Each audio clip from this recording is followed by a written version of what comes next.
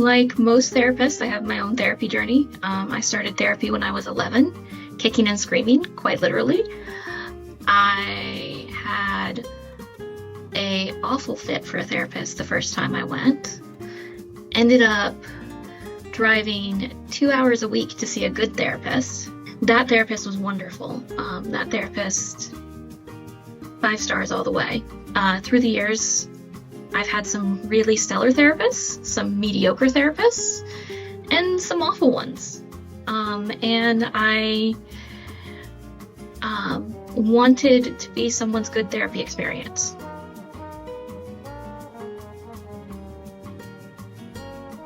Well, one of the things is you get the DBT appropriate clients whether you're doing DBT or not. So you get the high acuity clients that need DBT even when you're not a DBT therapist.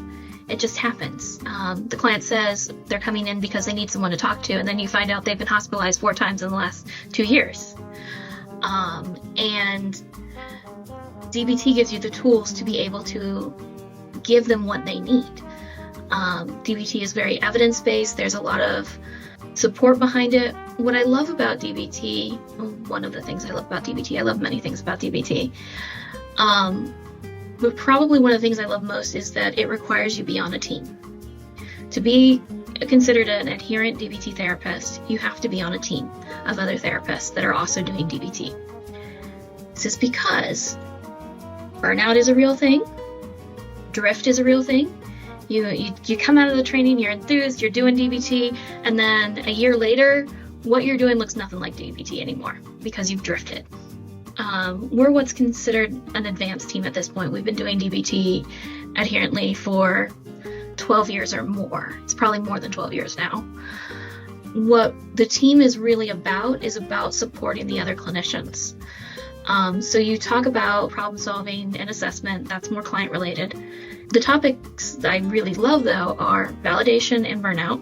And that's a time when we're not problem solving, we're not trying to fix things, we're just giving each other a space to be heard and seen and to really get whatever we need as far as knowing that no, you didn't make any mistakes there. It's a hard situation. Or yeah, you made a mistake, and we all at some point do something wrong. We all make mistakes.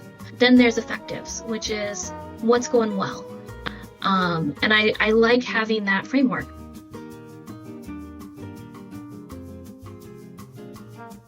Truth is, most clients don't use phone coaching that much. And if you're overwhelmed with phone coaching, you again have the team to help you with that. You can reach out to the team and be like, I don't know how to handle this. And the team can give you suggestions.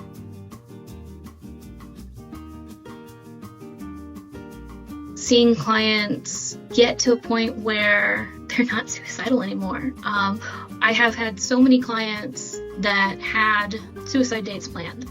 I worked with a lot of teenagers in the beginning of my work here at Mindfully, and several of them, 18, 21, they were not getting past those birthdays.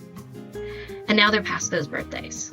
That is really rewarding to see. It's rewarding to have to now figure out, okay, what do we do now?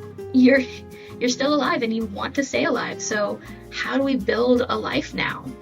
There's a lot of wonderful things you get to see in this profession.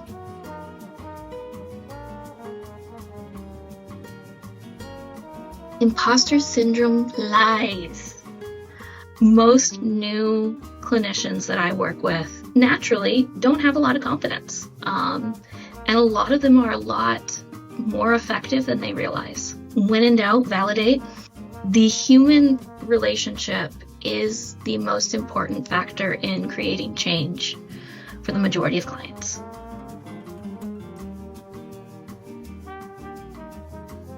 I trust the clinical leadership 100%. Charles is a clinician at heart, still sees clients.